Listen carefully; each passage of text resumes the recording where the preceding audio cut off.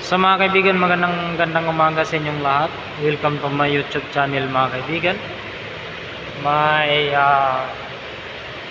May spiritual life story.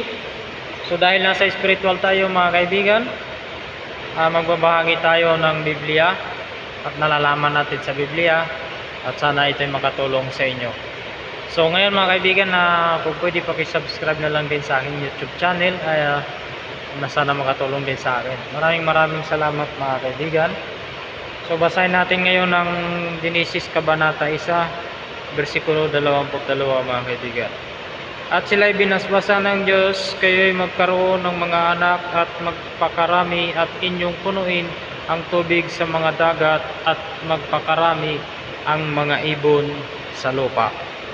So ayan mga kaibigan, dahil sa basbas ng Panginoong Diyos, nagkaroon ng maraming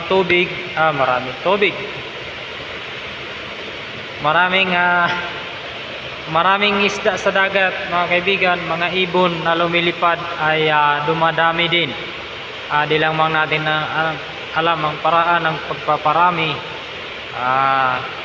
pero siyempre siguro dahil sa pangingitlog, sa paraan ng pangingitlog pa rin mga kaibigan kaya ng mga ibon. Kaya yan mga kaibigan ang sinasabi ng Panginoon Diyos noong panahon na kanyang nilikha ang lahat ng mga bagay. Ang lahat ng ito ay kanyang nilikha upang maihanda para sa paglikha ng tao mga kaibigan.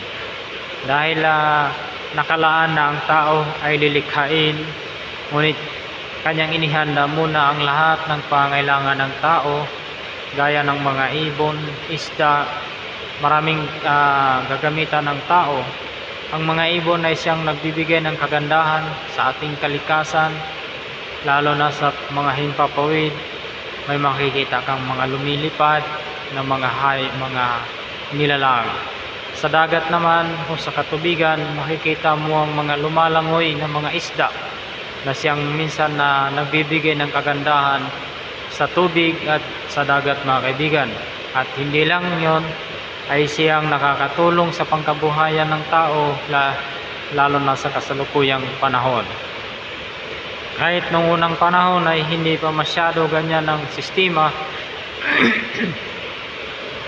pero sa paglipas ng panahon ay ang tao ay nabubuhay sa pamamagitan ng pangingisda, kung ano-ano na lamang na makikita nilang ikabubuhay sa tabi ng ilog, sa tabi ng dagat. Yan mga kaibigan, nagiging karanasan ko din yan noong ako ay nasa bukid nakatira.